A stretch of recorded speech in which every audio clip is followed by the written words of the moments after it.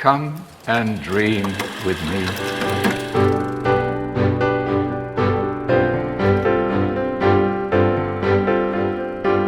Hello and welcome to What Do You Want to Watch, the Explosion Network's premier media podcast. Every fortnight we get together to talk about TV, movies and online content and help you answer the question, what do you say to a potential Princess Bride remake? Inconceivable. I'm your host, Ashley Hobley, and joining me in this episode is Dylan Blight. Hello. Hello.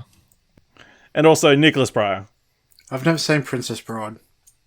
What? Oh, like you can say fucking what? Inconceivable! I don't know what you're referring to, but Yeah. that's... Yeah. Alright, we've got a big episode. We're going to be talking about what's in our watch history.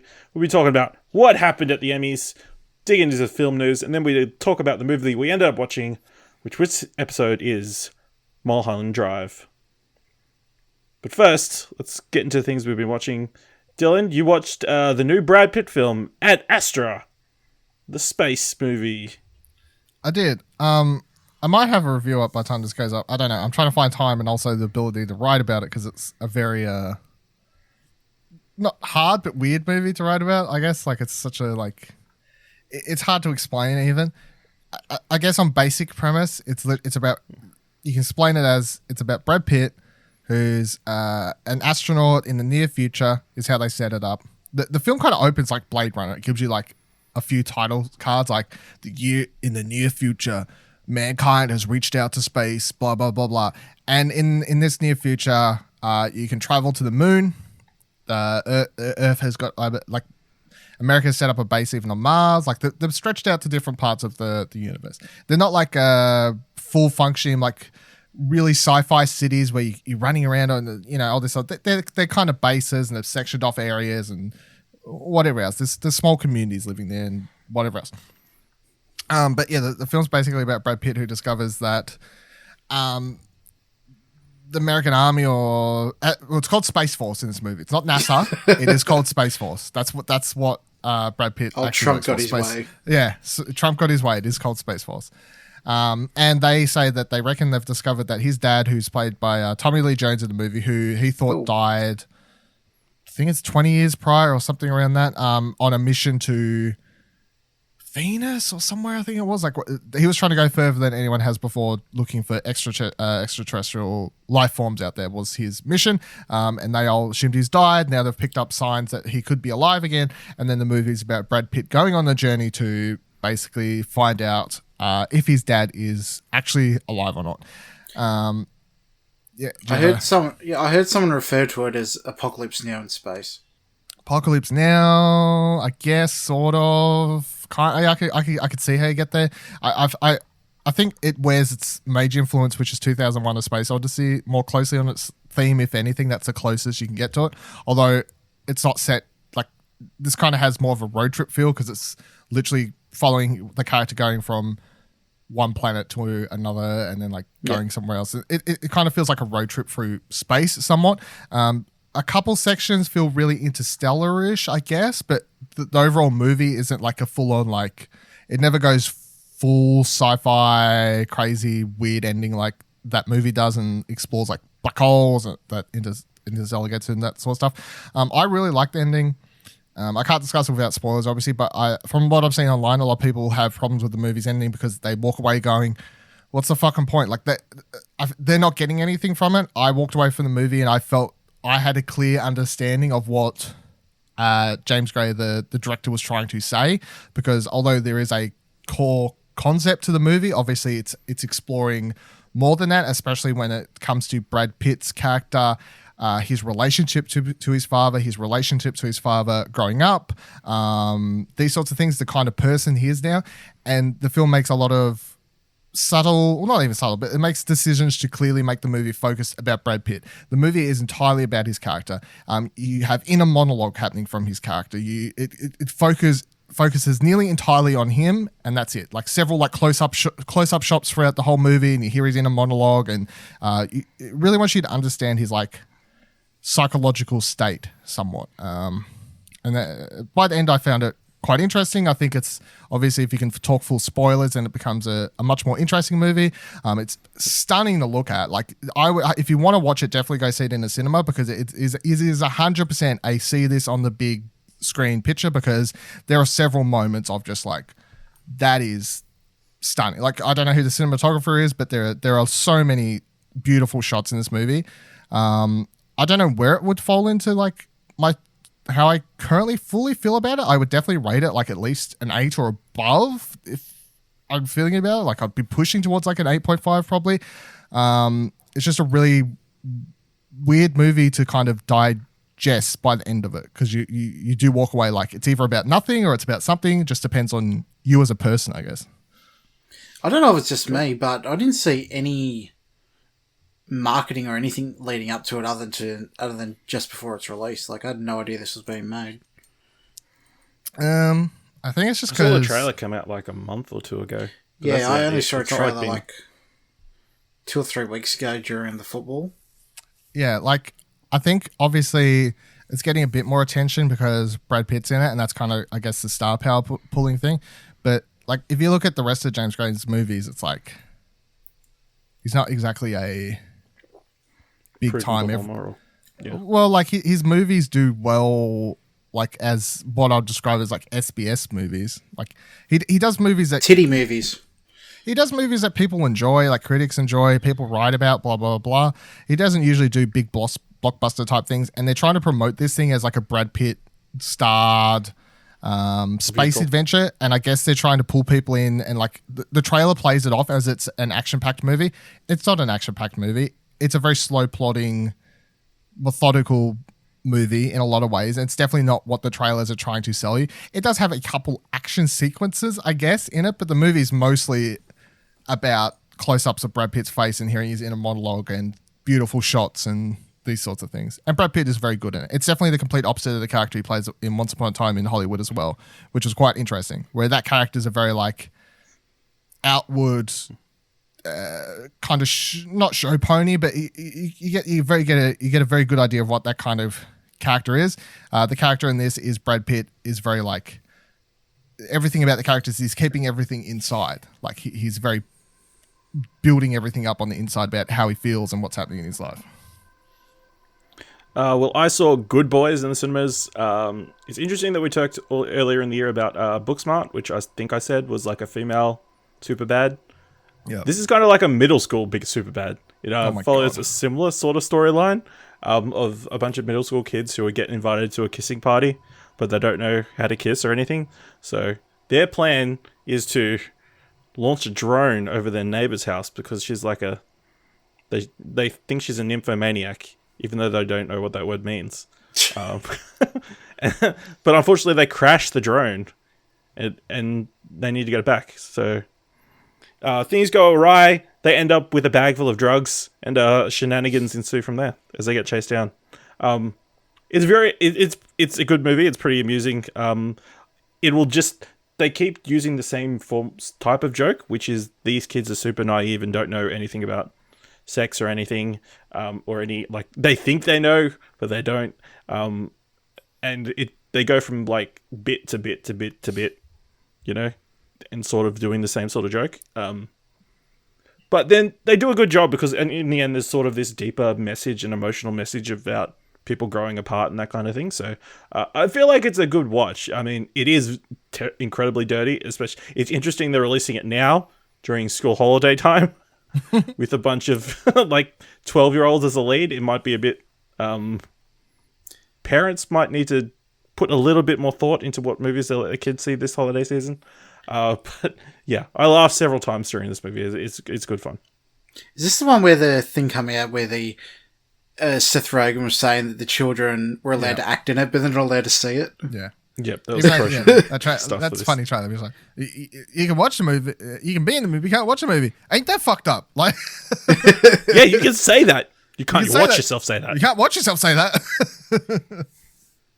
Yeah, I thought the trailers looked pretty good, but it sounds like it's a bit one note.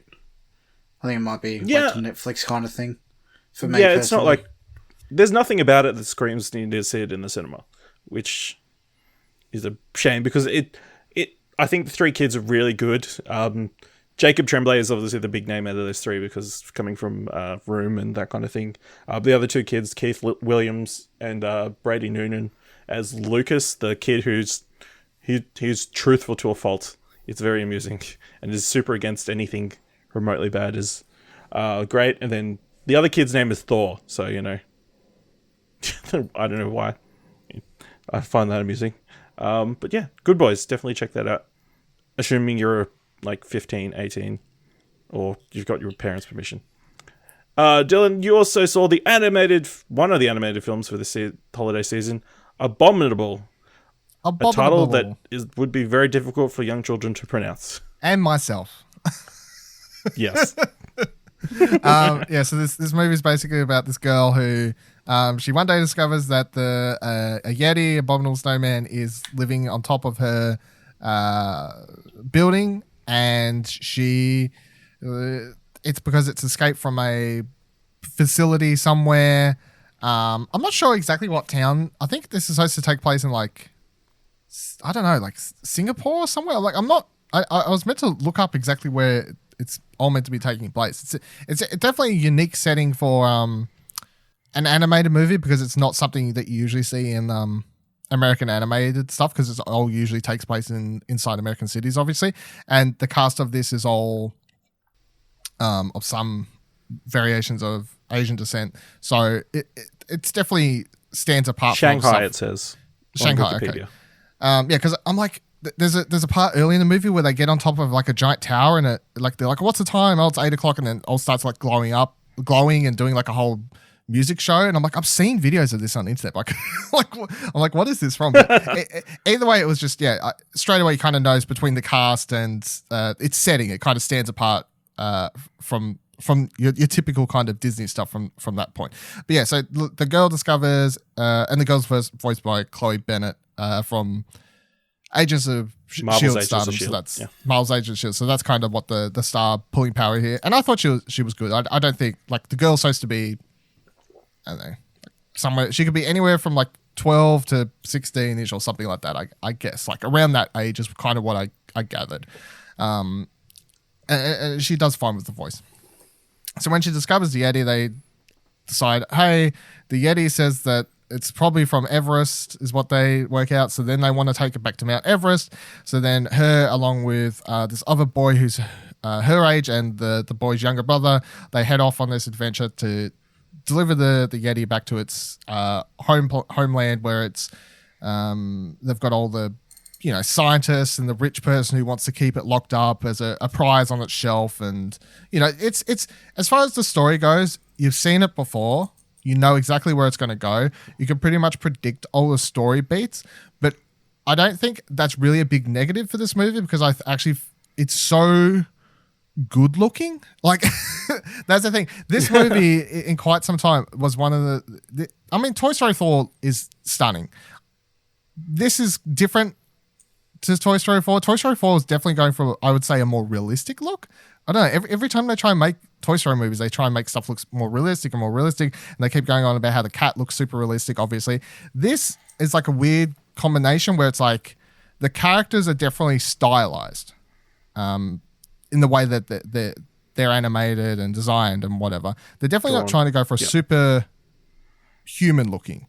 But then the environments themselves are done really to the finest detail, and there are several set pieces in this movie that I'm like, I'm so glad I watched this on the big screen, because they're just magical to look at. Like there's this one point in particular where you see it in the trailer, like the Yeti has magic powers for reasons, just for reasons. The Yeti has magic powers, and it's like they're in a boat, and the Yeti uses its magic powers to make it like slide down this hill, and it turns the hill into like kind of this crashing wave, like they're surfing it.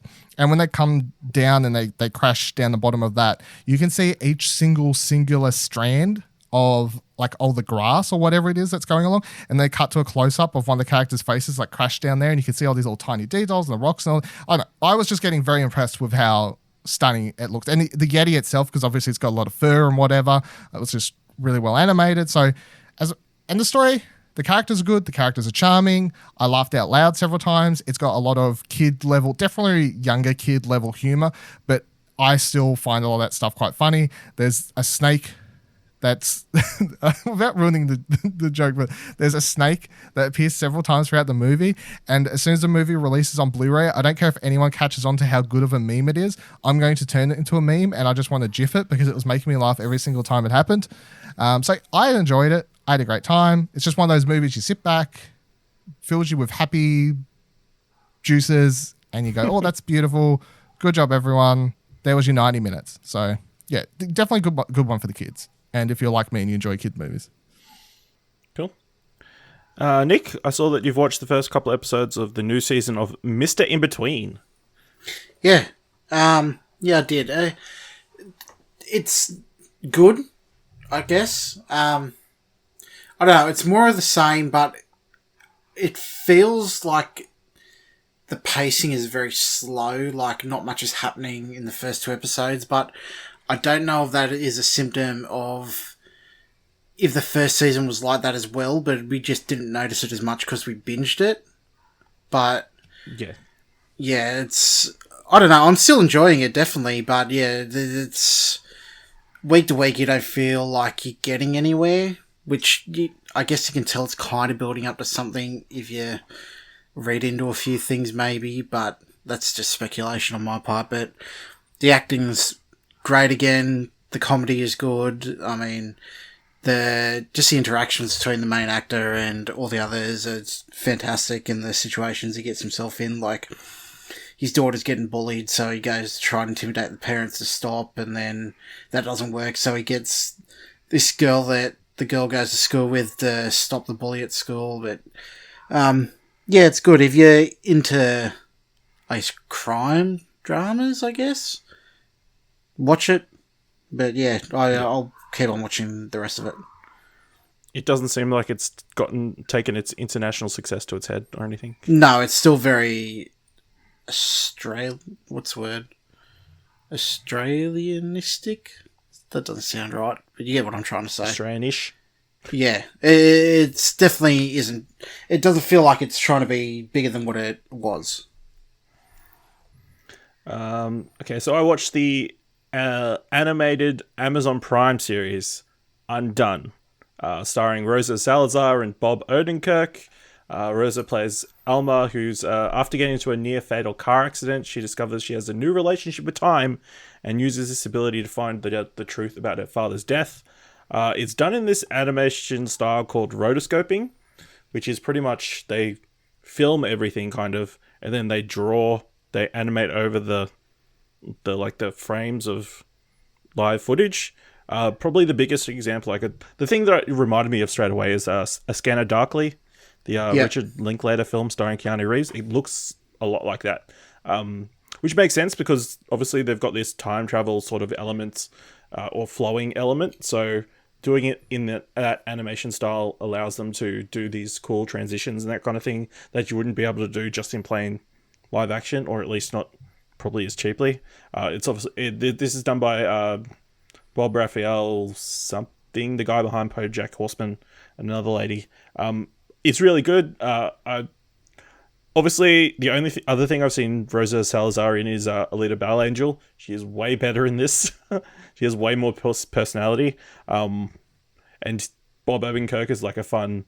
He is her father. He plays her father, who obviously from the description died, but is able to contact her because of these new abilities that she's gotten. And so the season is sort of her trying to deal with these new abilities and dealing with her family and her boyfriend and relationships, and also getting to the bottom of this mystery.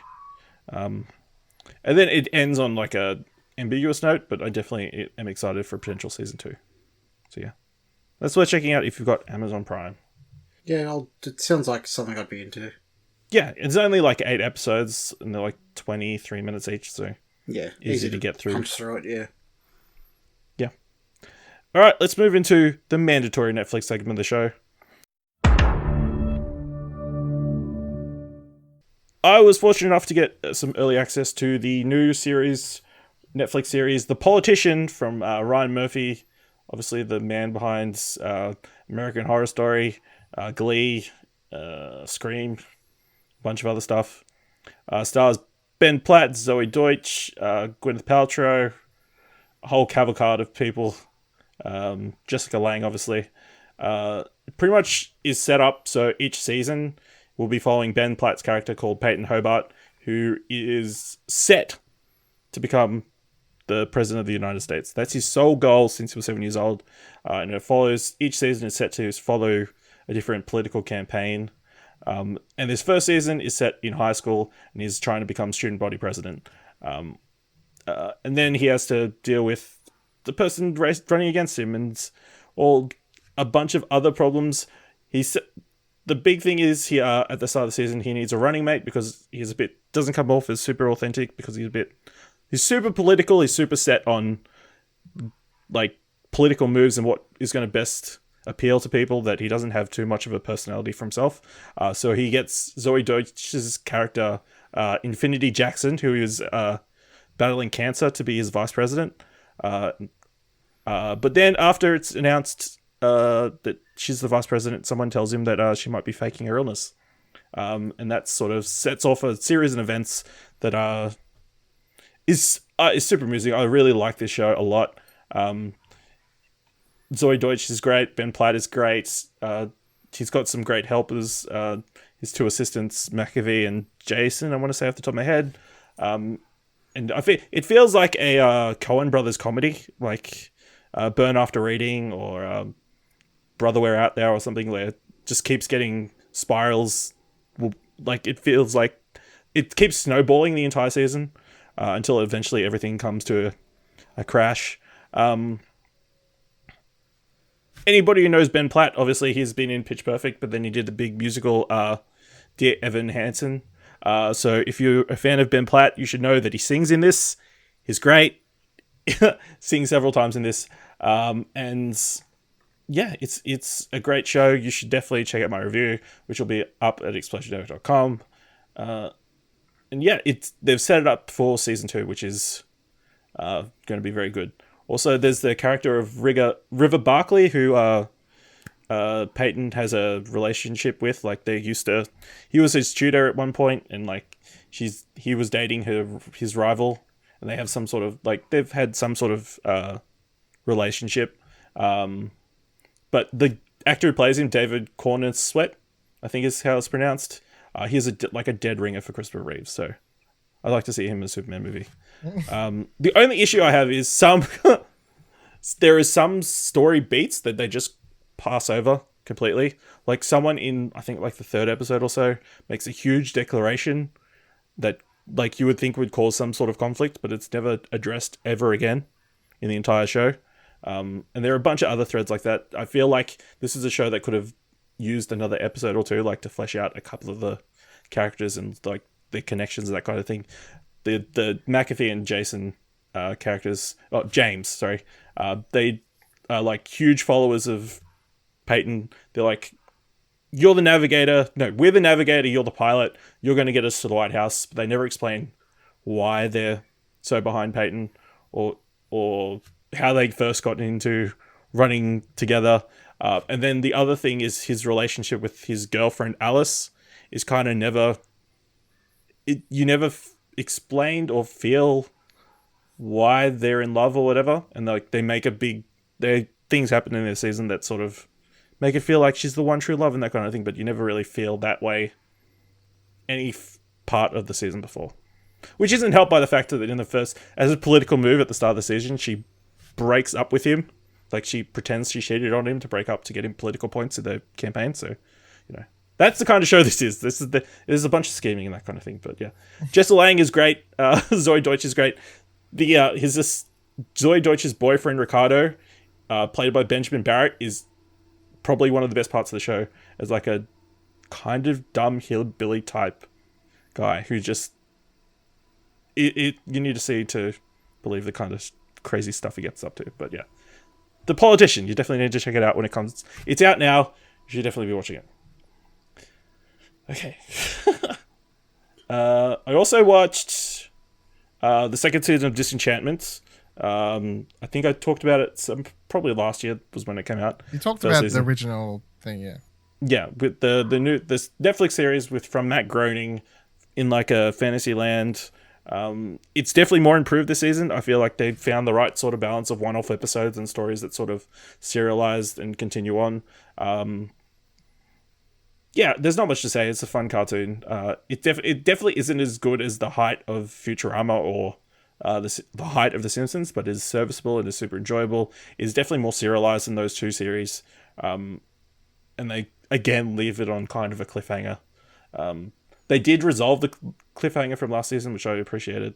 And yeah, I'll be interested to see where it goes from here. They introduced a completely new element to the fantasy world in the last couple episodes. So yeah, super interesting to see where that series goes as well. And then I also watched Between Two Ferns, the movie, starring Zach Galifianakis, obviously. The way it is set up is it's a mockumentary, I guess, following behind the scenes of Between Two Ferns and how the show gets made. Pretty much it gets shot on like a like a southern like community TV channel, and then Will Ferrell saw it and has just been uploading the footage to Funny or Die and getting a bunch of clips of it. And yeah, so he eventually comes to a deal with Zach Galifianakis where he wants 10 episodes in the next 2 weeks and then he'll give him like a full prime time, like a full proper late night TV show, because that's his aim. But pretty much it's just an excuse to do a series of small Between Two Ferns episodes. There's a bunch of celebrities I don't want to spoil about any that people don't know about, but definitely stay until the end of the credits, because they have a bunch of outtakes of people like breaking when he's doing his interviews with them, because he has some harsh questions, very harsh questions. So yeah. It reminds me of that episode with Bruce Willis, and he asks if Ashton Kutcher is his favourite son.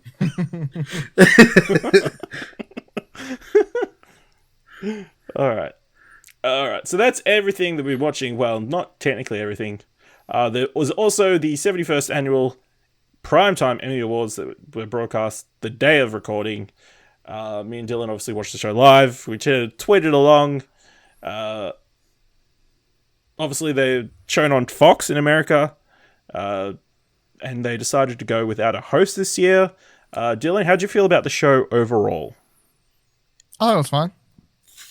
I think it flowed along just fine. There was no corny moments stand out to me. I can't think of anything that was like, apart from, I don't know, the Kardashians were on, so I guess that was bad.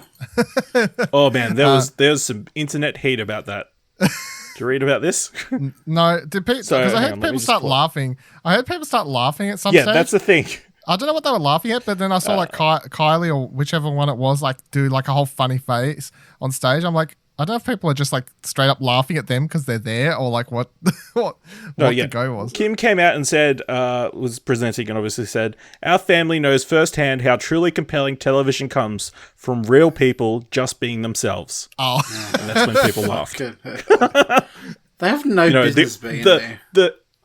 The Hollywood audience, which is like kind of a tough crowd to please, laughed at that.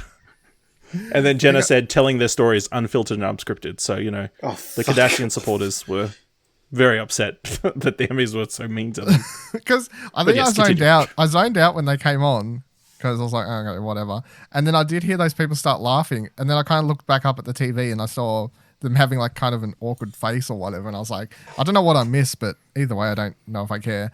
But other than that, I guess like Game of Thrones, which we'll get to obviously and discuss more.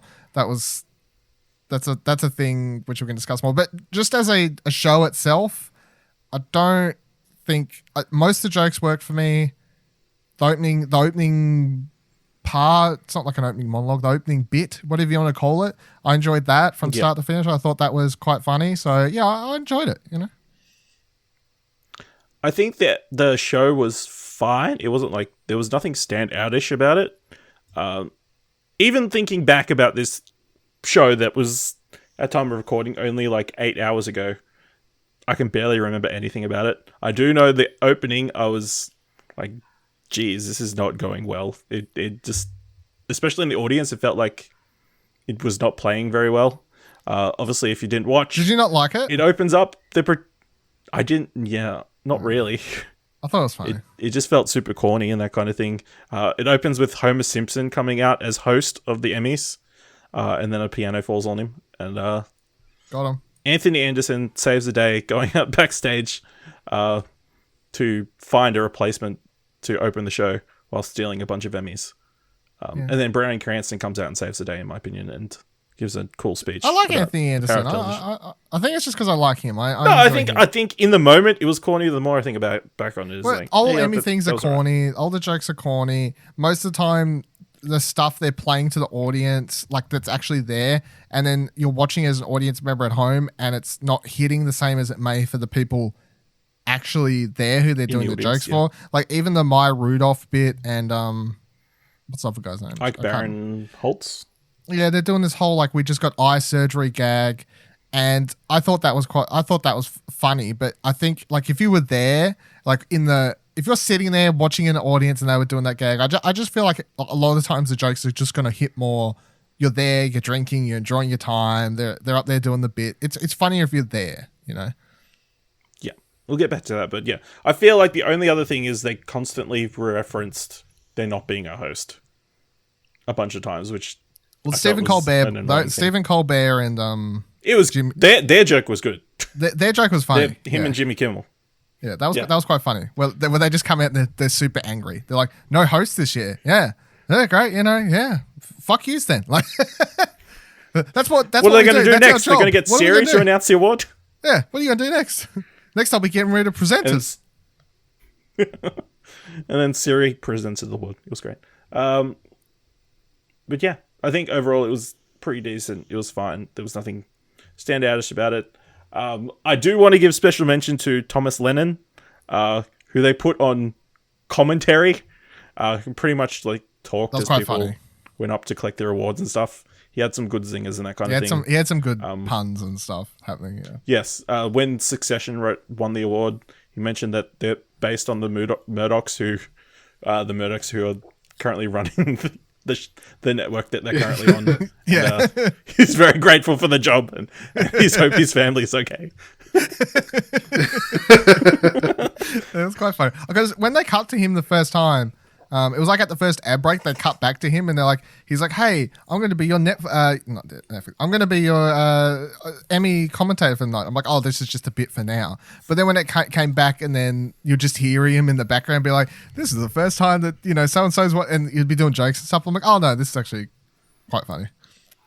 This is the first time Billy Porter's won this award. We'd like to apologize to the person sitting behind him to the left. Yeah, he's wearing that ridiculous big hat. And then he also said the Fox wanted to send a shout out to past winners who are currently in jail. Obviously, a reference to Felicity Huffman. They also had that Family Guy bit that was very much making the Bill Cosby, Chelsea. Oh no, Chelsea, Roseanne joke. They had the Cosby Roseanne joke. There was a few like I thought like. At least they didn't play it super safe with the jokes all the time. They did allow a few pushing the boundary ones between that stuff and like the commentating jokes, like about the Murdochs and whatever else. So yes, so the cringiest moment of the night was Ken Jeong and that was bad actually. Yes. What's I don't know. They did a fucking name, TikTok. You're right. He just stood there next to him. Yeah. It's Nick Cannon. Nick Cannon came out, and Ken Jeong sets up to do a TikTok video for his daughter, and wanted the crowd to do a reaction. It was like the most awkward, cringy thing. Was this a Kevin Smith podcast? It was terrible. It was actually terrible. It was like a worse version of the Ellen photo thing. Yeah. No, you're right. I completely forgot about that. But overall, if that's the worst, it was so bad that you forced yourself to forget about it. Yeah, it was pretty terrible. As was happening, I picked up my phone and I went on Twitter, to be honest. But if that's the worst, like one really bad cringy moment, that's pretty good for these types of award shows. Yeah. I'm sure his daughter appreciated it. I don't believe it was his daughter. Yeah, I'm not sure it was. It might have been his stage daughter from Dr. Ken. Although he did say, that's a wrap on Ken's Young for comedy. I think that's probably accurate. Going back to medicine. Scathing, Ashley. So let's talk about some of the winners. The big winner of the night was Fleabag, taking out 4 awards for Best Comedy, Best Leading Actress in a Comedy, Writing for Comedy, and Directing for Comedy. I will say I called it. I think Phoebe Waller-Bridge was gave some great speeches. Was super caught up in the moment kind of thing. I was very happy. Game of Thrones won Best Drama. But it only took home 2 awards after going into the night with 14 nominations. So at least you can take a bit of solace in that, Nick. No, I can't. The thing is, when they gave it the award, I was both like, I wasn't shocked because I could believe that they would give it to it, but at the same time I was like, really? But like, it was like disappointed, but I completely was like, yeah, I kind of felt like that was going to happen. Yeah, they just gave it to it because it was the last season, you know? Yeah, but I don't like it when it's like when the refs miss a call and then fucking call another thing later in the game. Like, I don't want consolidation prizes for just being fucking a good show for that many years. If you're not good for that year, then you don't deserve the award. It was still like one of the most watched TV shows of the year, so... Doesn't matter if it was good watch, it was a shit fucking show. It doesn't matter if it was a good watch. See? If it was fucking watched by that many people. No, you said how do a good people watch the Kardashians? move It doesn't on. fucking win. Ugh.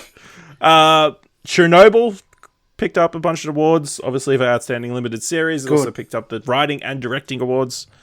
It was pretty much a juggernaut. It picked up a bunch of stuff, so... Unsurprising, or...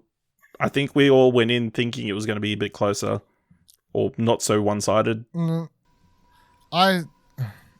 no, it was either that or when they see us, you know. So Yeah, whatever. I'm happy it won. I predicted Ava for the writing. I thought that was the one that would go different, but directing, you mean? whatever. Directing. I thought I picked writing. Nope, you definitely picked Whatever. directing. Either way, she didn't win anything. Disappointing. Ashley didn't keep score, so I'm just going to claim the win. No, I definitely kept score. Ash definitely claimed the win already on Twitter. Like 2 minutes after the show was over. I've won. Ooh. Oh, I mean, he People were tweeted from following Explosion Epic account. very closely. Ashley Hobley's won. Ooh. Give him a round of applause. Yes, Got to get on this Twitter thing. yeah, we'll get to that later. Bandersnatch picked up the award for Most Outstanding Television Movie. That was odd. It was odd. Then for Outstanding Variety Series went to John Oliver. John Oliver pretty much claimed all the variety talk show awards. Unsurprising because there's no competition in that category. Well, there is competition. I just feel like it's easier to craft 1 episode a week than 5 episodes a week. So That's Wait. true. He does a good show that teaches you about things. The rest do shows where they just talk shit. in kind of an upset, Saturday Night Live picked up the award for Best Sketch Series and also picked up the Best Directing Award. I think in hindsight, it makes sense. They nominated the Adam Sandler episode, and as Lorne Michaels said in his speech, Adam Sandler gave like a moving tribute to Chris Farley during the episode. So I feel like that it was a haunting moment and probably swayed the vote towards Saturday Night Live over the other ones. Well, even I remember when that episode was airing, I kept searching for it when I was at work, finding clips and watching it because I was like, I would really like to watch this episode because Adam Sandler was doing it, and I knew that I was going to talk about Chris Farley. So yeah. Yep, and RuPaul's Drag Race won for Most Outstanding Reality Competition. Yeah, it did. Yeah, it did. Y'all haters. He was dressed up pretty nice as well. Bill Hader won for Barry. Unsurprising. I did enjoy his speech, thanking Alec Berg for molding his character, for pretty much telling him when he was directing whether to do another take or not. Did you see? He did. You know how they do the post interviews with No, the I press, haven't like watched any of after those they yet. get the award. Yeah, so he's like getting asked all this stuff, and he's like, "I used to come to these things. I used to like do PA. Like when I first moved here, I did PA for people. Now I'm doing this speech, and you can tell he's like legit because he does like a whole.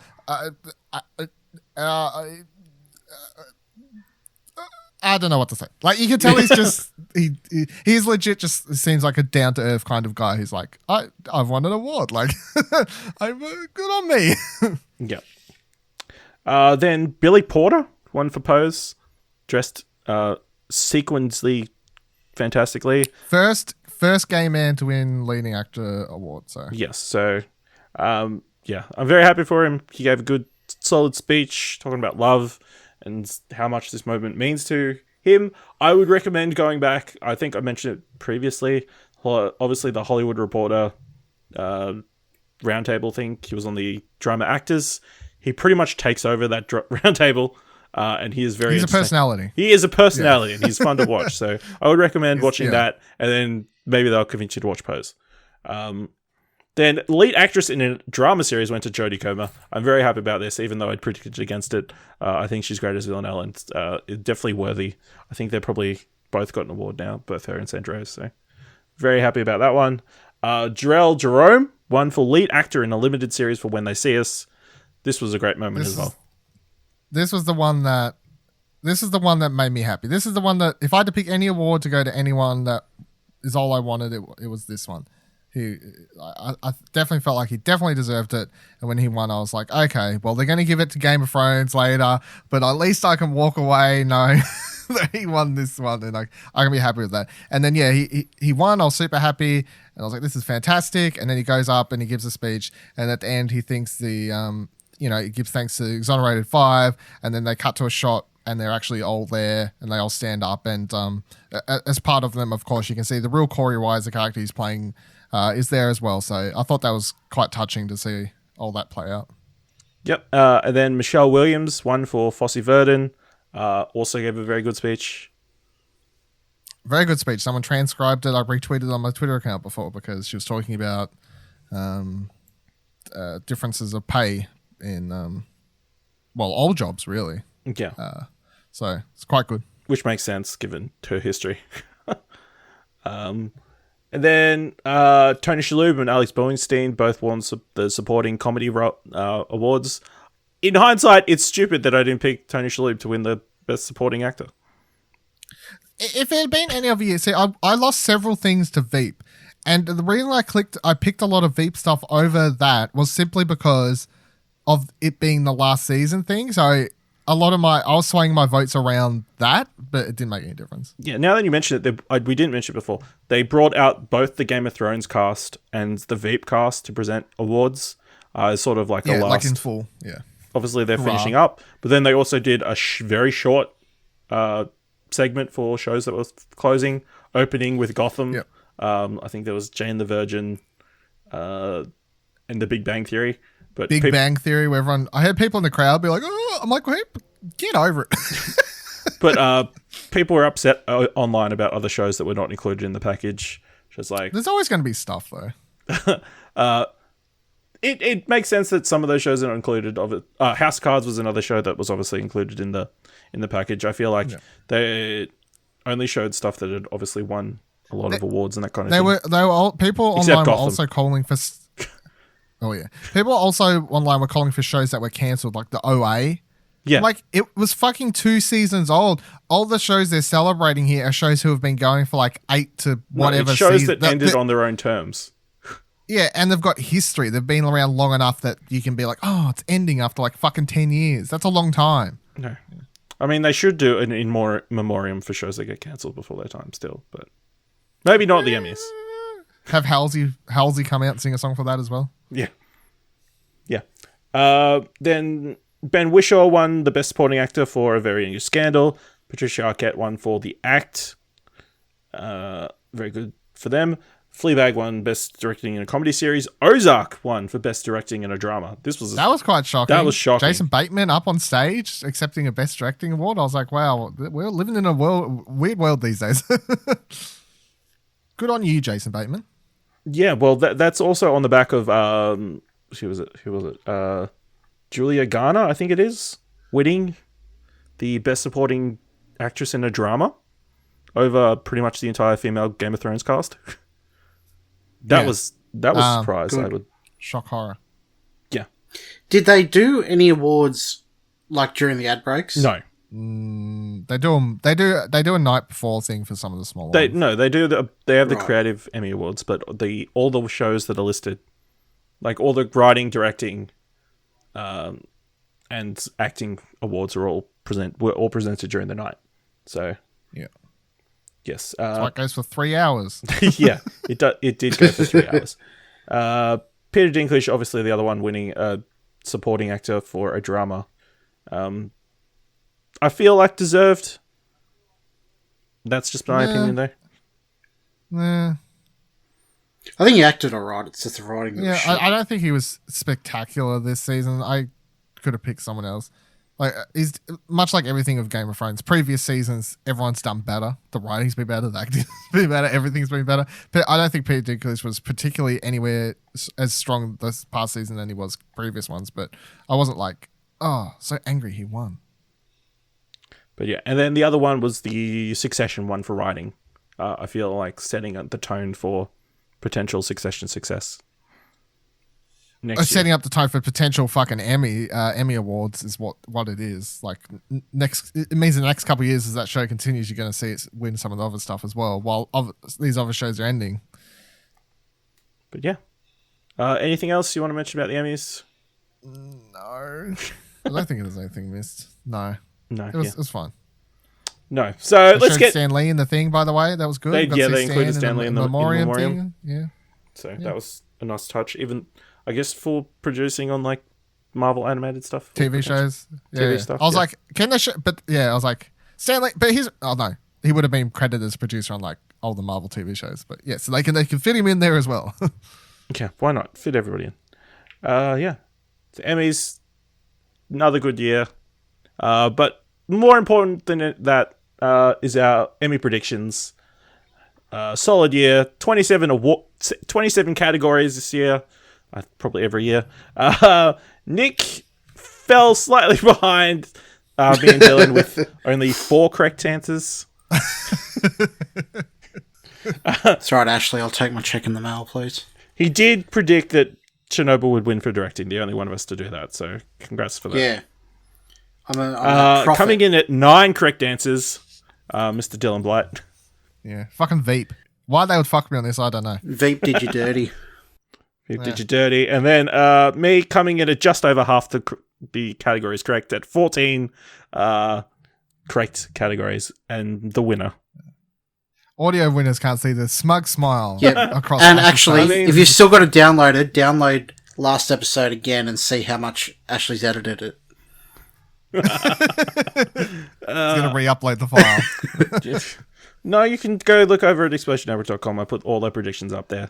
Thanks to the Gold Knight blog for their great Emmy ballot. But, as we discussed last episode, because I win, you guys have to watch something that I tell you to watch. And Dylan was holding it over me, thinking he was going to be able to tell me to watch some terrible horror movie. But, not this year. Probably not ever, because I always win these predictions. So I decided that you guys should watch an award-winning movie for me. A Golden Raspberry Award-winning movie. You guys are going to watch the 2018 film Holmes and Watson, starring Will Ferrell and John C. Reilly, currently streaming on Amazon Prime. So if you two could watch that before next episode, that would be really appreciated. Fool on you, because I was going to watch that anyway. Dylan? Okay. Yeah, I mean, All I right. wouldn't have watched it if you didn't tell me to, I guess. So Thank you, Sure. Ashley. I thought about there is some terrible stuff that goes on Amazon Prime. Like you see those like knockoff. Like Into the Spider-Verse. All what you forget movies and is that you kind of have to thing. watch it as well. So if you're picking something that's so bad that you're going to hate it, then you're not really getting the benefits of the award winning. Whereas if I won, I was going to pick like obviously some sort of horror movie that I would have enjoyed watching, but I would have known that you'd probably hate. Like Mother. No, that's how this game is set up. So you guys enjoy that. That's fine. I only have to wait till I get around to my actual pick to. Oh dear, you get to pick the film next. Revenge. I think that's right.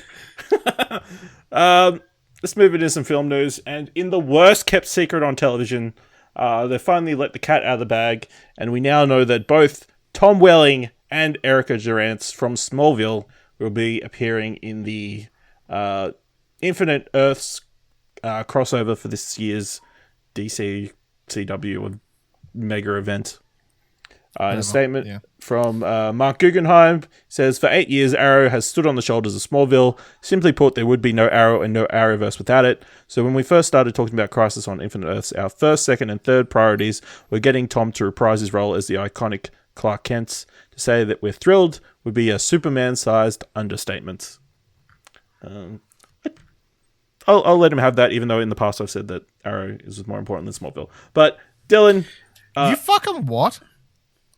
We talked about this on the podcast before. No. Dylan, we discussed whether it would be a thing without Smallville. Yeah. Arrow's definitely not more important. Important? You're very changing the words. Okay, maybe not important. I said, yeah, it wouldn't have... It's certainly not better quality.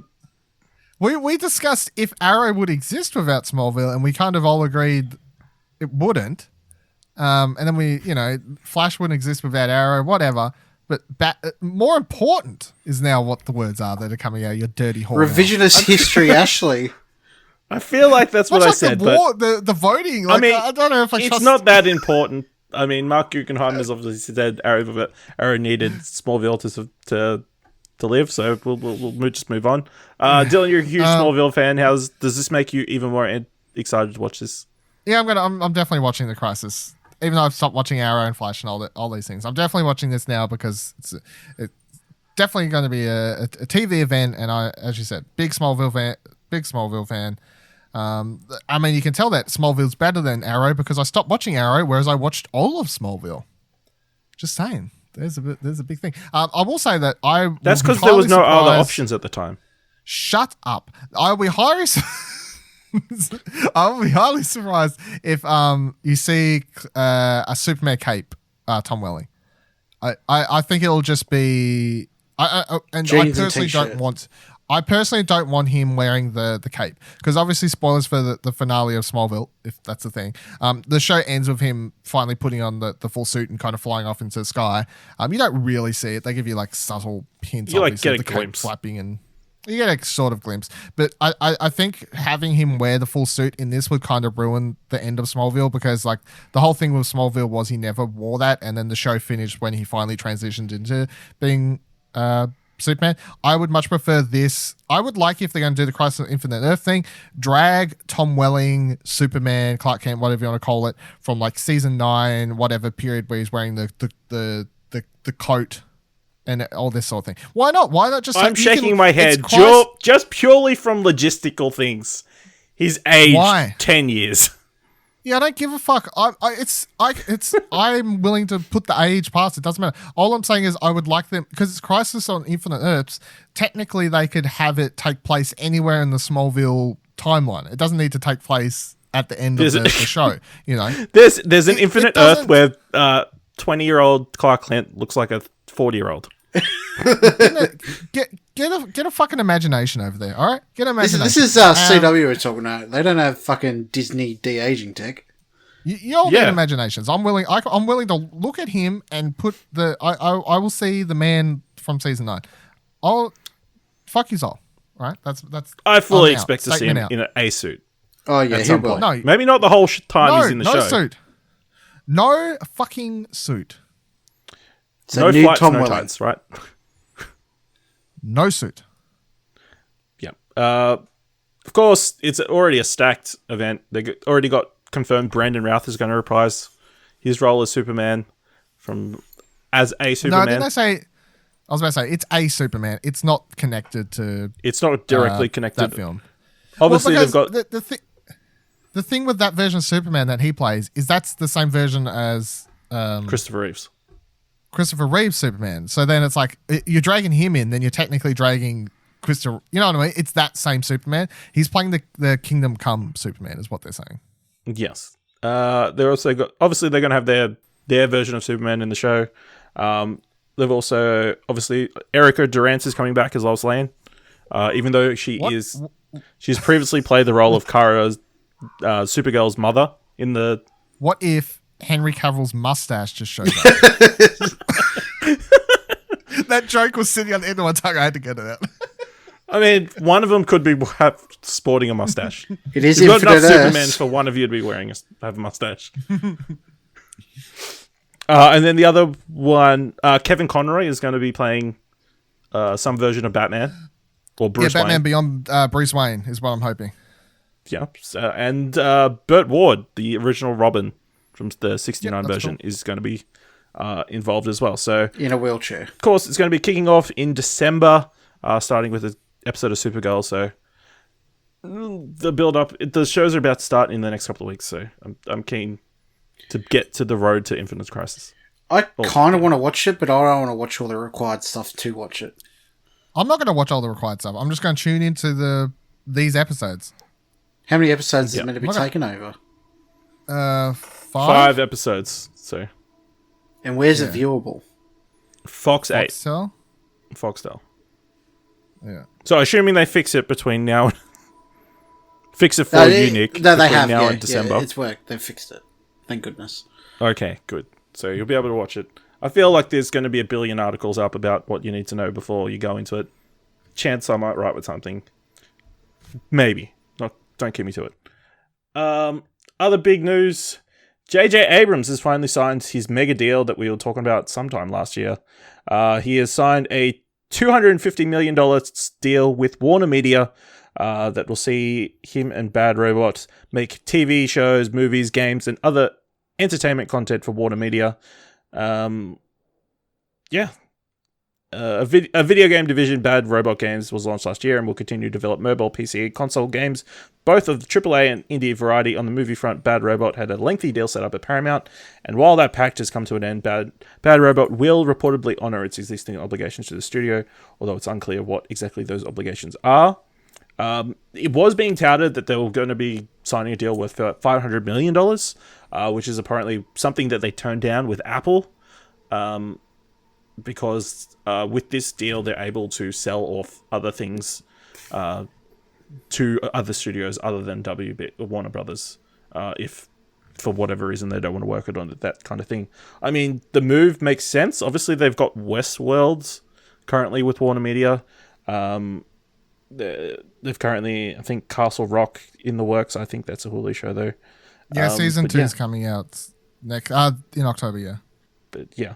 I think it's a smart move. It's a good move. Obviously, another reason they turned down that Apple deal is because Apple has no current plans to do theatrical release, which was not to J.J. Abrams' liking. He wants to do theatrical release stuff, not just go straight to Apple.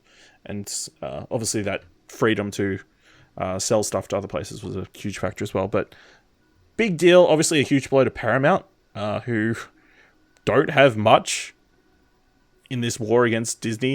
It feels like it's just everybody trying to get as much as they can to compete or survive. They got Mission Impossible. Yep. That's it. Yep, cool. Moving on. I guess Transformers technically. Yeah, sure. But yeah. I mean, that's money. Another thing that they chose why they chose Warner Brothers over Apple is the IPs. Obviously, he has said in the past that he isn't planning to reboot or remake anything, but obviously the IPs were a big factor. Is there anything you would like to see J.J. Abrams work on? DC movie, I guess? Yeah? No. I can't even really think of any WB properties. No, there's nothing in particular. I'm like, oh, this needs J.J. Abrams' touch. If you'd asked me years ago, I would have been like, J.J. Abrams probably makes a good fit for Star Wars or Star Trek or Indiana Jones or something. Because obviously, if you watch some of his other stuff, like particularly Super 8, it's like, oh, here's a guy that's obviously hugely inspired by like the Spielberg, George Lucas era of cinema, but now he's literally obviously made Star Wars. So I'm like, I don't know. No, go make your own weird, crazy fucking stuff that you used to make, I guess. Go make Lost the movie or something. Yeah, that's a lot of money. Obviously, they're signed in for 5 years, and I guess we'll be seeing a lot of Bad Robot stuff coming in the future. even more than they're currently making. Make another Cloverfield movie, but don't make it shit. That's my 2 cents. That's your 2 cents? Okay, appreciate that. We finally got some more news about the new NBC streaming service. It's probably not going to come here, but there is some interesting tidbits for us. Interestingly, it's called Peacock, which might be the worst name so far. I mean, it makes sense because the peacock has been NBC's logo or mascot, but logo. It's not great. They've said it's going to be they're going to be showing like the Olympic Games. It'll be launching sometime next year. In a statement from Bonnie Hammer, chairman of Direct-to-Consumer and Digital Enterprises, says the name Peacock pays homage to the quality content that audiences have come to expect from NBC Universal, whether it's the culture-defining dramas from innovative creators like Sam Esmail, laugh-out-loud comedies from legends like Lorne Michaels and Michael Schur, blockbusters from Universal Pictures, or buzzy, unscripted programming from the people who do it best at Bravo and E. Peacock will be the go-to place for both the timely and timeless, from can't-miss Olympic moments in the 2020 election to classic fan favourites like The Office. So obviously they got The Office rights, I think, next year after a deal expires, so that'll be a huge get for them. But they did announce 3 reboots. We're going to be getting a reboot of Punky Brewster from Mike Schur, the guy behind The Good Place. Punky Brewster, of course, is what? I said who? I don't know who Punky Brewster. Punky Brewster was an American sitcom from 84 to 86 about a young girl who gets raised by a foster parent. I feel like it's a cultural thing. I've heard Punky Brewster be mentioned in a bunch of different TV shows, so that's a thing. They're also doing a not a remake, a reboot, or like a continuation of Saved by the Bell, bringing back a few of the different characters from the original iteration of that, including Mario Lopez and Elizabeth Berkley, being written by Tracy Wigfield, who previously did work on 30 Rock. But the big one is they're going to be doing a new Battlestar Galactica series by Sam Esmail, the creator of Mr. Robot. It was initially reported as a reboot, but he came out and said, BSG fans, this will not be a remake of the amazing series Ron D. Moore launched because why mess with perfection? Instead, we're exploring a new story within the mythology while staying true to the spirit of Battlestar. So say we all. Dylan, you're a big fan of Battlestar Galactica. Does this interest you at all? Mildly, but I don't think it's this streaming service. Like Battlestar Galactica isn't a big enough property for that to be a thing. I think Battlestar Galactica is big for fucking nerds, but I don't think it's a big enough thing to carry much weight. I will say, like, if you're like, oh, but what the spin-off series? They did spin-off series already. They did Blood and Crime and Caprica, whatever. They did several. A couple of them were failed. They were cancelled straight away. I think there was even one that they did a pilot for and they never got off the ground with or whatever, and they just turned it into like a 4-episode miniseries or something, whichever one that was. So they've done expanded Battlestar Galactica universe stuff. Some of it is good, some of it is not good. None of it's anywhere close to the actual Battlestar Galactica series. Of course, if they were rebooting Battlestar Galactica, I would be like, why bother? Because obviously Battlestar Galactica was a reboot as it was, and they pretty much took the original series and turned it into like what it like. It's like they took the idea they had back in the day that they didn't have the technology for or whatever, and they turned it into this really fantastic series. So sure, a continuation in that universe, I'm open to it. Would it be good enough to make me subscribe to this if we had access to it? Probably not. Do I think NBC, whatever peacocky service is going to go far? I want to see your peacock. No, I think this thing's going to fail. I don't see this going very far. I see this is going to be one of the streaming services that closes a year after it's on. Nick, what are your thoughts? I thought NBC had something to do with Hulu anyway. They've got, like, all the network TV stations have a stake in Hulu. They all do, like, reruns of their first live run television series, I believe is the deal. Like, it goes up for, like, a week after, for, like, 8 weeks or something. So, But other than that, I assume a lot of their content will be put there permanently on this Peacock service. Yeah. In regards to the Peacock service, like, go reference any other conversation we've had about fucking streaming services. But I will watch this Battlestar Galactica thing.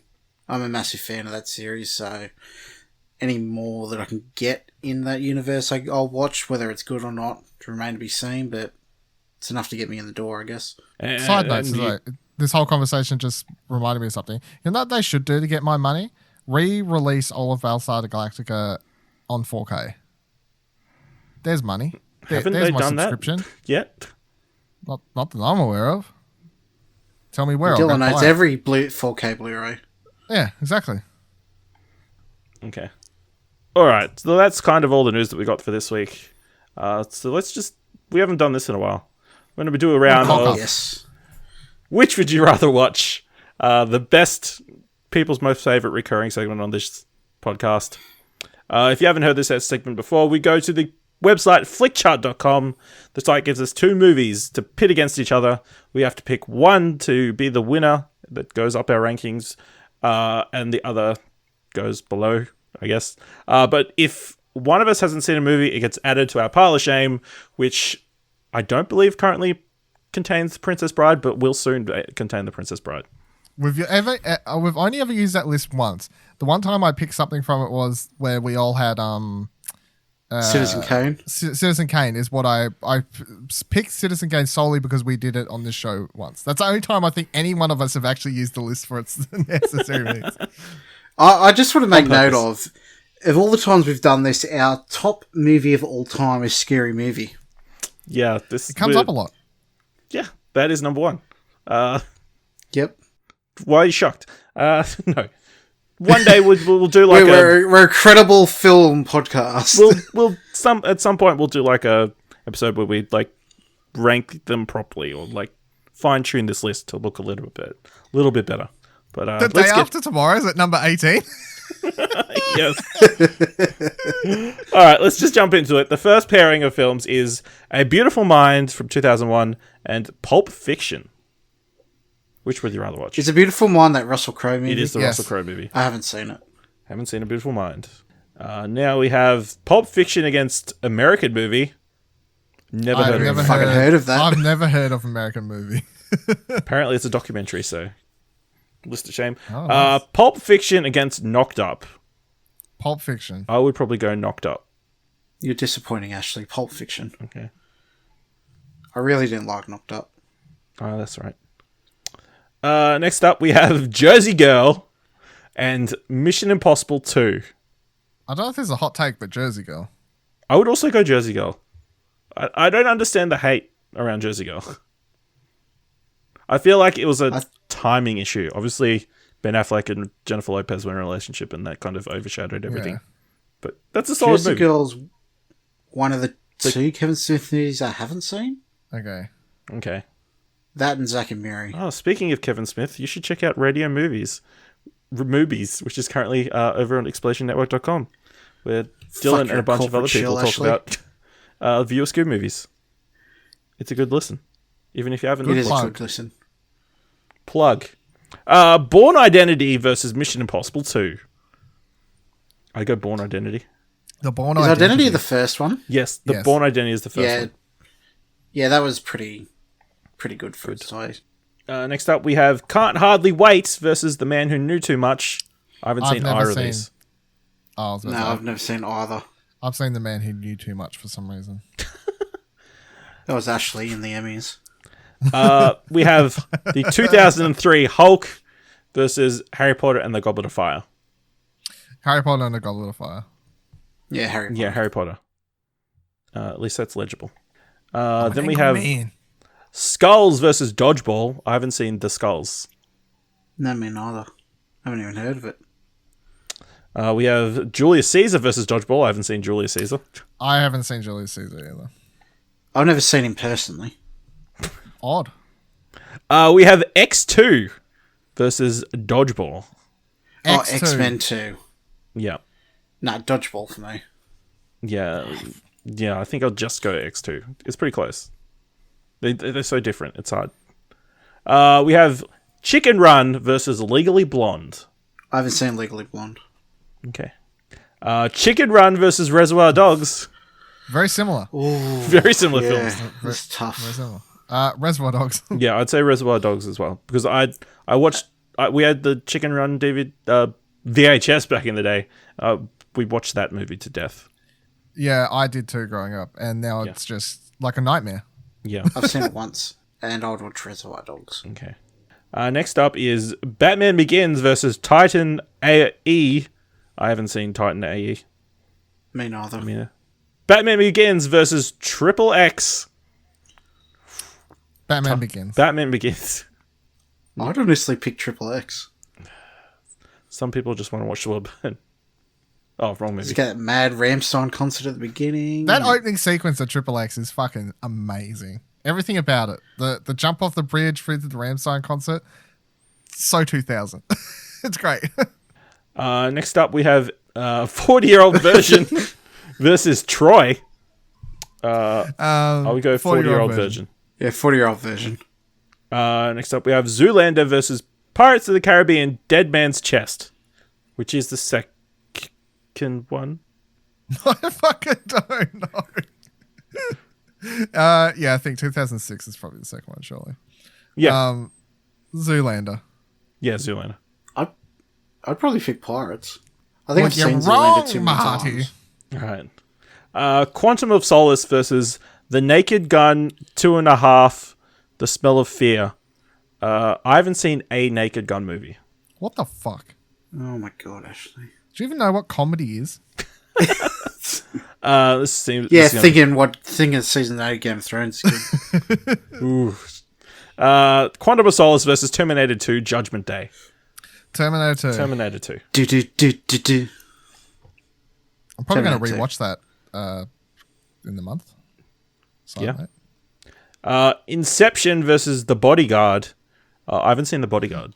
What the fuck? And Exactly. How do you not know? Did you watch that fucking Deadpool trailer and not know what the song even was? I've Jesus seen Christ. enough stuff to know the reference. I've seen the episode of Simpsons where he carries Mark Hamill. I've seen the memes. I'm playing the movie. You're such a 21st century kid over here. Inception versus Dodgeball. Inception. Yeah. It's a close one again. No, it's not. Charlie's Angels versus The Professional, or Leon, as we've called it. You can listen back to our episode where we talked about Leon. Leon. I'll go Charlie's Angels. Sorry, I just had to process that. Leon. It has a special place in my heart. Reservoir Dogs versus American Psycho. I haven't seen American Psycho. That's what Dylan's picking next. I know what I want to pick. I'm not spoiling it. Reservoir Dogs versus Air Force One. I would pick Air Force One. Get off my damn plane. I would pick Reservoir Dogs. Yeah, I would too. Next up, we have The Hunger Games Mockingjay Part 1 versus Full Metal Jacket. I haven't seen all of Full Metal Jacket. Yeah, I was fucking waiting for it. Did you say you haven't seen Full Metal Yeah, Jacket? he hasn't seen Full Metal Jacket. I've seen the first half. You boy are a piece of shit. Yeah, I know that. Hunger Games Mockingjay Part 1 versus GoldenEye.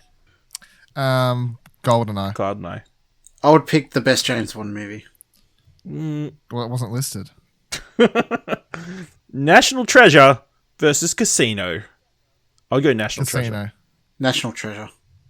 Ugh, From what I remember, Casino was too long and too slow. that's good. Avengers Infinity War versus Emma. I have not seen the movie Emma. Both got Gwyneth Paltrow.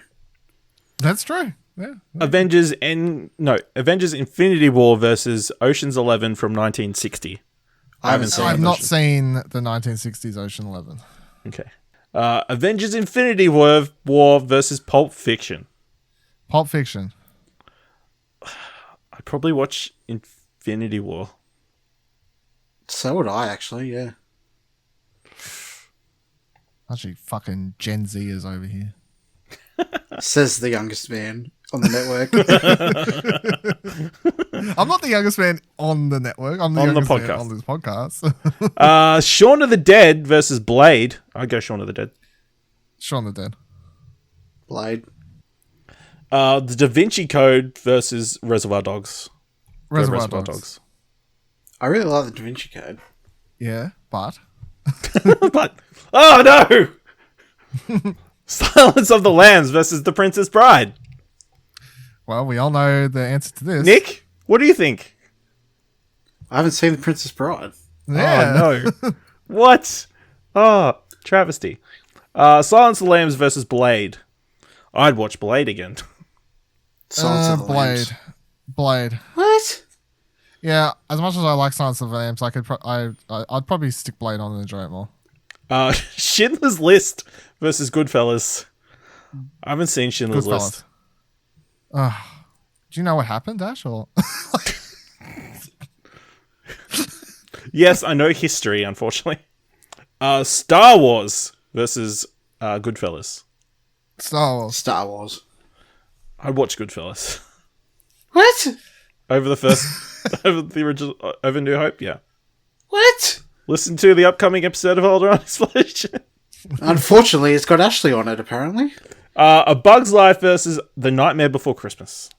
Nightmare Before Christmas. I haven't seen Nightmare. What? What? A Bug's Life versus Star Wars These movies 2. are very fucking similar. Yeah, they both Star star, Wars Episode 2 Attack of the Clones. they both star bug enemies that they fucking They fight. kind of look I'd the pick same, A too. Bug's Life. Yeah. Bug's Life poster literally looks like a Geonosian. I would watch Attack of the Clones, to be honest. Nick? Yeah, I've got to think about this one. It's a real hard process. Bug's Life versus Star Wars Episode 2, you know? It's an age-old question. I've only seen Bug's Life once, and I think I remember liking it. I'd still Star Wars. A Clockwork Orange versus American Pie. I haven't seen a Clockwork Here it comes. Yeah. You kind of... He's only seen one Stanley Kubrick movie, and it's one we've made him watch. yeah. Have we watch one? Yeah. Paths to Glory. Oh, yeah. that's Episode right. 2 or 1 or whatever it was. The most unknown Stanley Kubrick. Arguably, in my opinion. Because I hadn't heard of it prior to you telling us to watch it. A Bug's Life versus American Pie. Probably watch A Bug's Life. Bug's Life. Yeah, I'd choose Bug's Life. The Hangover versus Return of the Jedi. Return of the Jedi. Yeah, Return of the Jedi. Yeah, Jedi. The 2004 Hellboy versus The Color of Money. I haven't seen The Color of Money. Me neither. Neither. The 2004 Hellboy versus Curly Sue. Haven't seen Curly Sue. I've not seen Curly Sue. Call yourself cinema goers. Hellboy versus Hard to Kill. I haven't seen Hard to Kill. No. It's one of the Steven Seagal movies I haven't seen. Hellboy versus Maverick. Haven't seen Maverick. I've not seen Maverick. The spin-off from Top Gun. Hellboy versus Close Encounters of the Third Kind. I have not seen Close Encounters of the Third Kind. What? Do you know what happened? Do you know who Steven Spielberg is? Yeah, he did Indiana Jones and the Kingdom of the Crystal Skull, right? Hellboy versus Ghostbusters. What the fuck is that poster? It is the weirdest poster. I think I don't know what's so It's got nothing to do with the movie whatsoever. Ghostbusters. Yeah, I'll probably go Ghostbusters. Yeah, me too. Napoleon Dynamite versus Kill Bill Volume 2. Here's my hot take. Napoleon Dynamite. I would agree with you.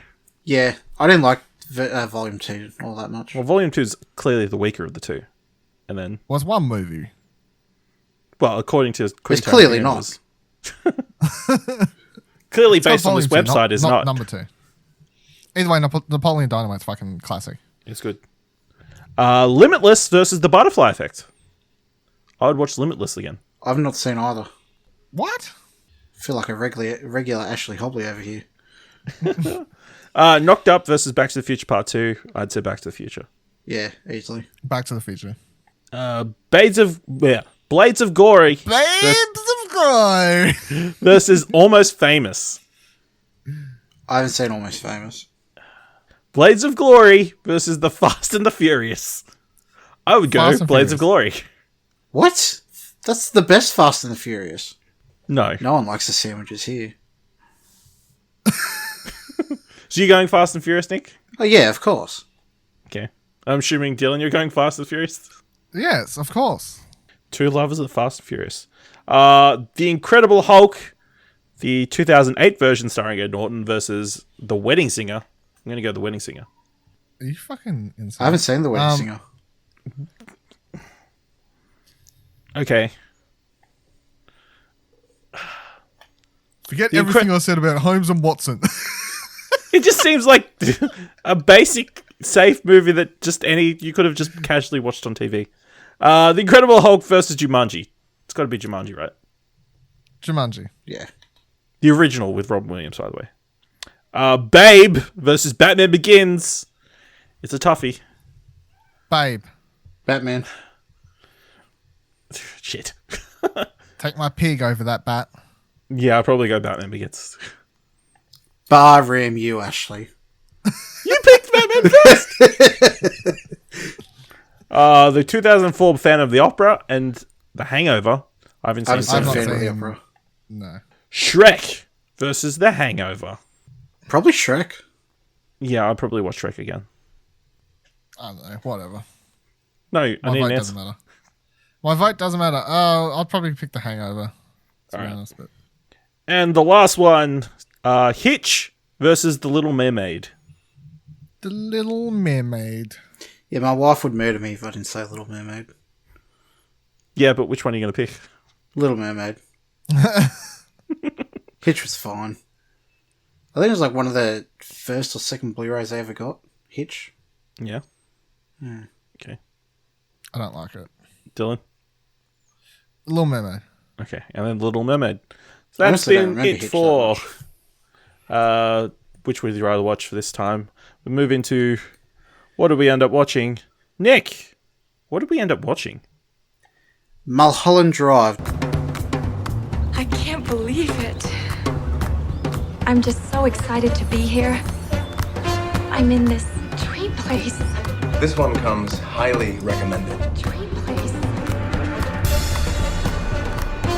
What are you doing? Get out of the car. Yeah, the girl is still missing. What's wrong? I just don't know who I am. I wonder where you were going. Mulholland Drive. Come on, it'll be just like in the movies. We'll pretend to be someone else.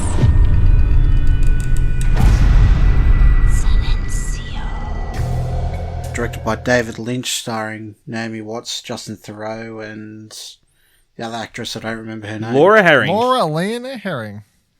That's the one. Synopsis: a dark-haired woman is amnesiac after a car crash. She wanders through the streets of Los Angeles in a daze before taking refuge in an apartment. There she is discovered by Betty, a wholesome Midwestern blonde who has come to the City of Angels seeking fame as an actress. Together, the two attempt to solve the mystery of Rita's true identity. The story is set in a dreamlike Los Angeles, spoilt neither by traffic jams nor smog. I feel like that sentence, last bit, didn't need to be included in the synopsis. But yes, came out in 2002. Initially meant to be a pilot for a TV series, but didn't get picked up. So then David Lynch tacked on an ending, and you can tell, in my opinion. But Nick, you picked the movie for this week. Why did you pick Mulholland Drive? Because I hadn't seen it before.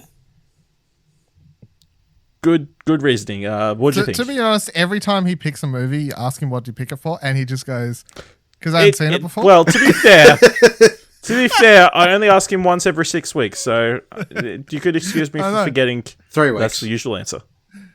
Oh, yeah. Fortnights. Yeah. Nick's 3 consistent. episodes. Nick's consistent. It's always because I haven't seen it. Whereas me and Ash seem to like, I haven't watched it yet, or I felt like rewatching this, or it felt thematic, or whatever. Nick, haven't watched it yet. All right. Also, because of the, it's by David Lynch, and it's I remember downloading it illegally years and years ago, and I gave it to somebody and I hadn't watched it, and I was like, why the fuck did you give that to me? That was the most fucked and stupid movie I'd ever watched. But yeah. So is it fucked and stupid movie? I think if I had watched it when I wasn't as an avid cinema goer, I would think so, but I kind of didn't mind it. It's definitely a movie that you would get more out of watching more than once.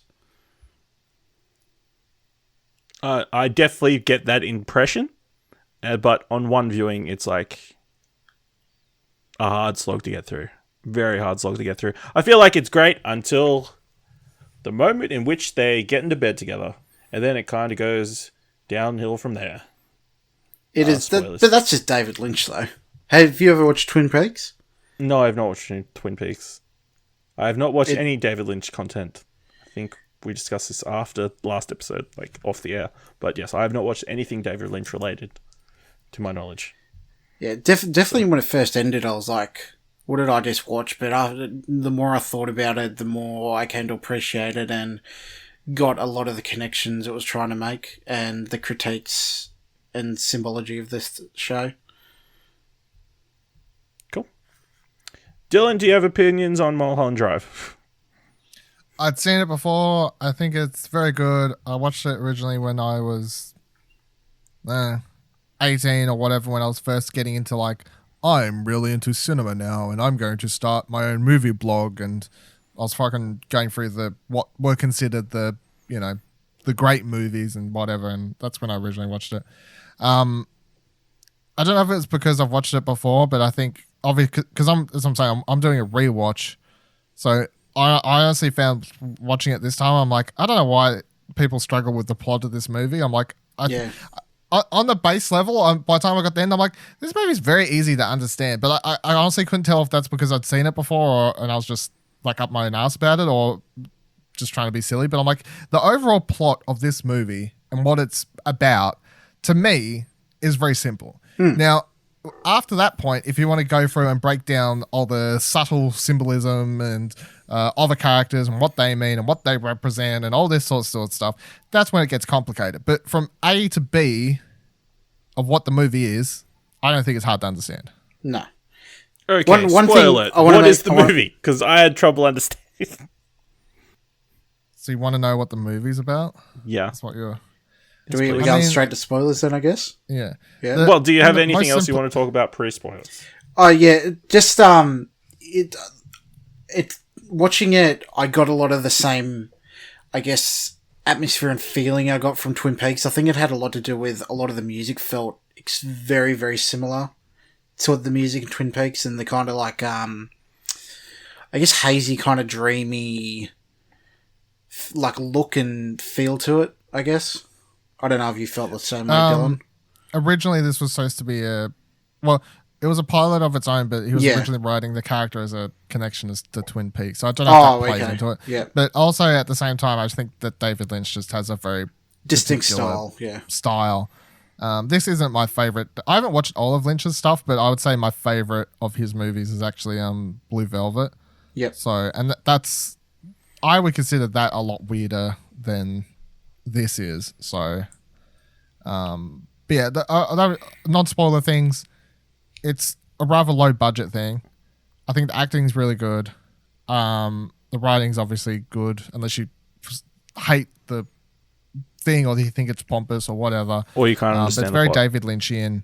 And it's just all the subtle stuff that he does, be it with set design or giving characters certain items that hint at other things. Like there's so much going into every frame of the movie, every little bit that he places there, and that's just what Lynch does in everything he does. So it's hard to appreciate unless you're looking out for it or you're rewatching it for your second, third, fourth time or whatever. There is two cameos that threw me in this. First is Billy Ray Cyrus as Justin Theroux's wife's lover. I think that was the most purely comedic part of the movie. Just anything involving him, was pretty comedic. And then don't treat Melissa your wife George like that. is the other one that threw me because I didn't realize straight away it wasn't Naomi Watts playing that role.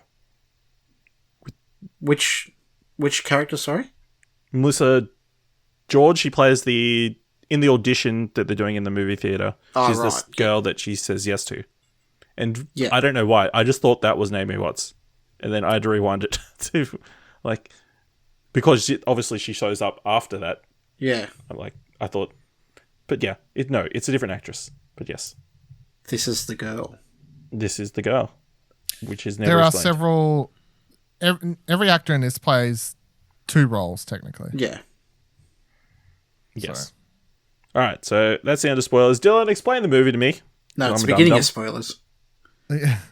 I think in its most broken down, simplistic way, the first 3/4 of the movie, I guess, it's what it turns out to be. Is a That's dream. all a dream.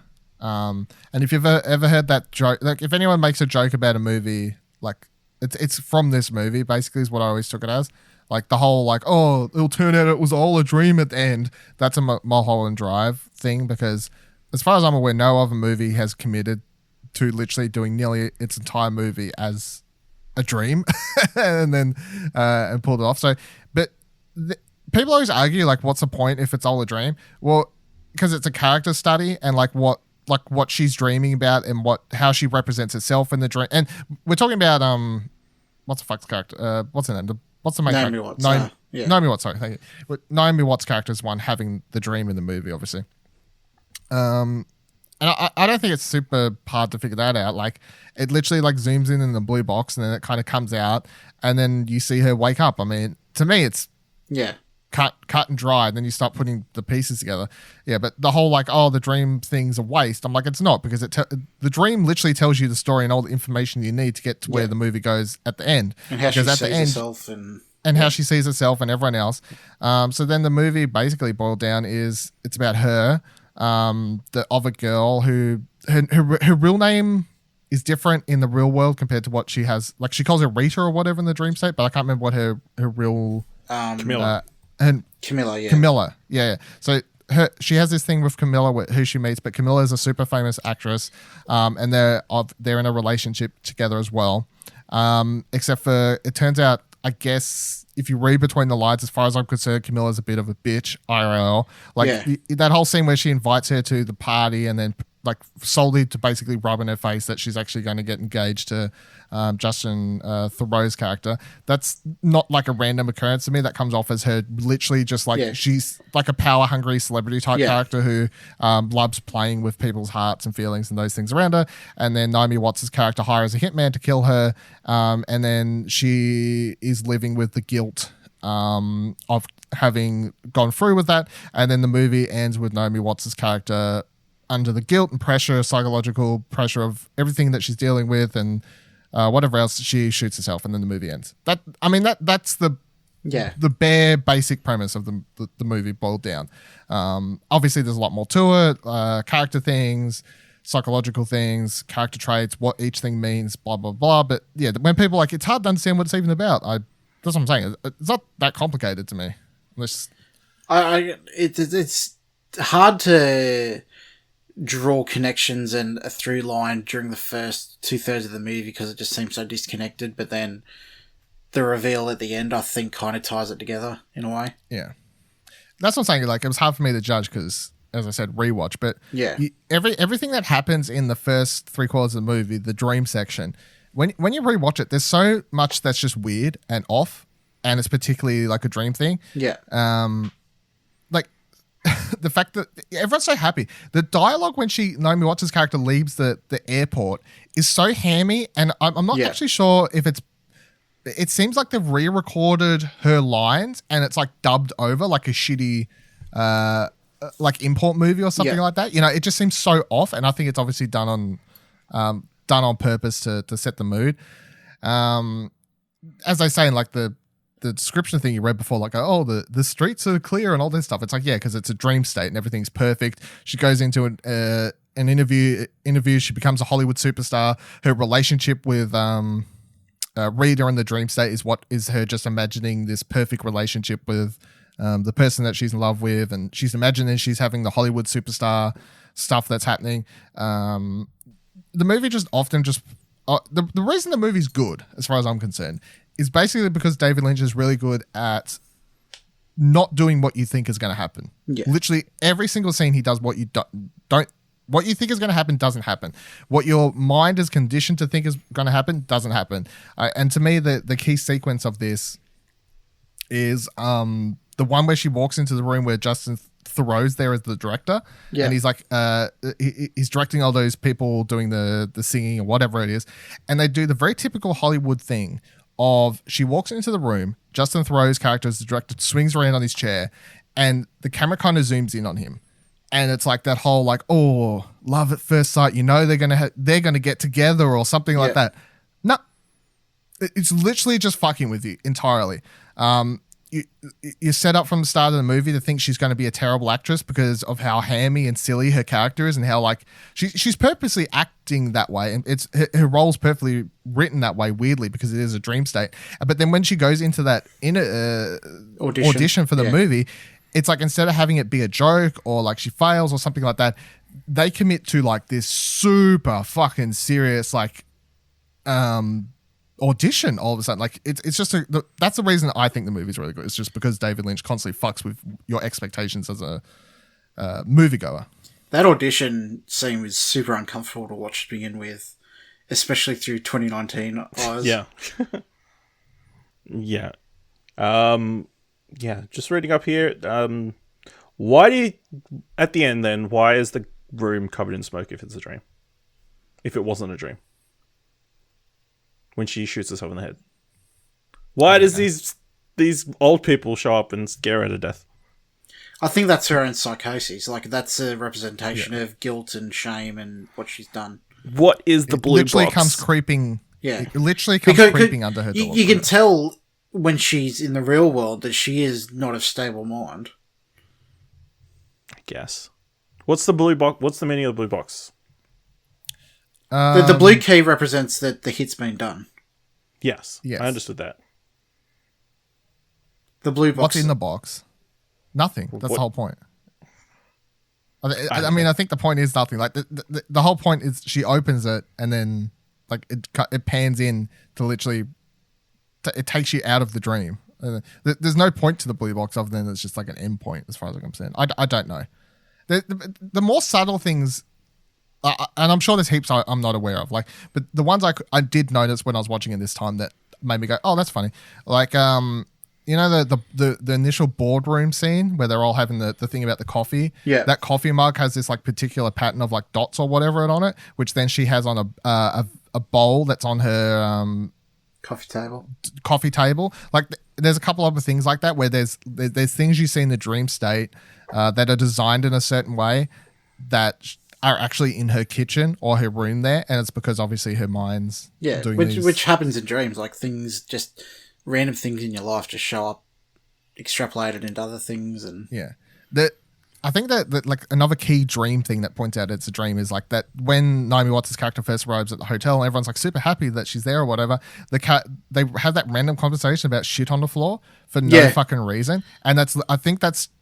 It's just like, as you're saying, like a dream thing. Your mind does weird things in dreams where it's like, what is the point of this? There's no point. It's just because it's a dream and her mind's, I don't know, maybe she tried on some shit on her way in or something. I don't know, but... No, in hindsight, I should have realized when she said there was a guest that had a boxing kangaroo as a pet.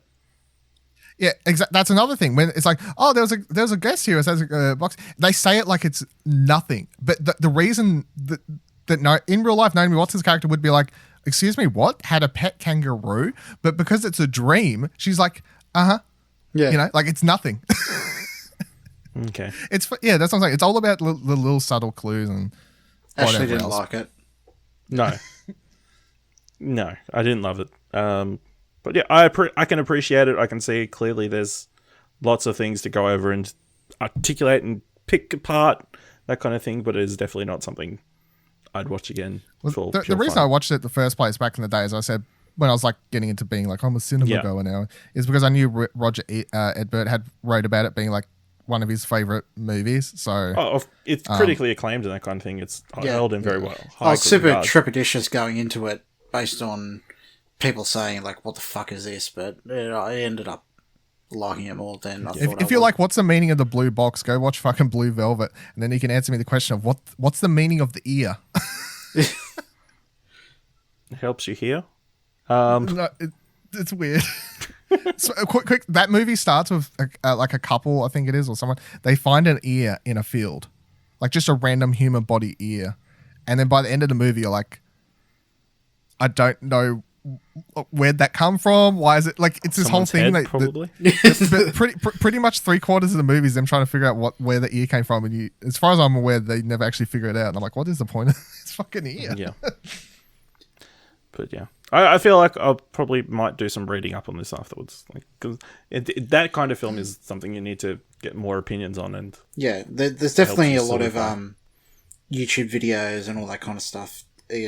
Trying kind of explaining it and all that. Yeah. But yeah, all right. That brings us to the end of this episode of What Do You Want to Watch? Nick, where can people find you on the internet?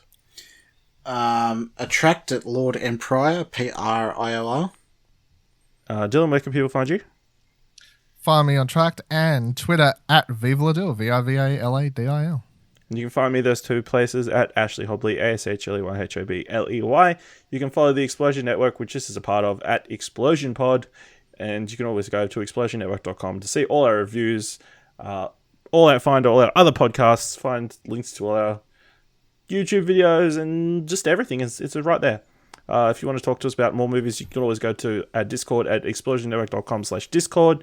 If you've got any cool ideas or anything that you feel more comfortable sending us privately, send us an email at mail@explosionnetwork.com. And if you want to help us out, leave us a review either on Apple Podcasts or on Podchaser, or just leave us a review on Twitter, or tell people that this podcast is more sensical than a dream, more sensical than a David Lynch film. And that'll be a good selling point. Thank you very much for listening. And until next time, keep watching stuff, I guess. Every Saturday, listen to a brand new episode of Arcade Couch, the Explosion Network's variety video game podcast. Sit back, relax on the best couch to chill with your friends and hear about the latest industry news, as well as our opinions on the latest releases and what we've been playing. Just search your podcasting app for Arcade Couch and subscribe for free now. Like now. Do it. Sometimes I remember how that ended up being the closing thing of the show, and it makes me laugh.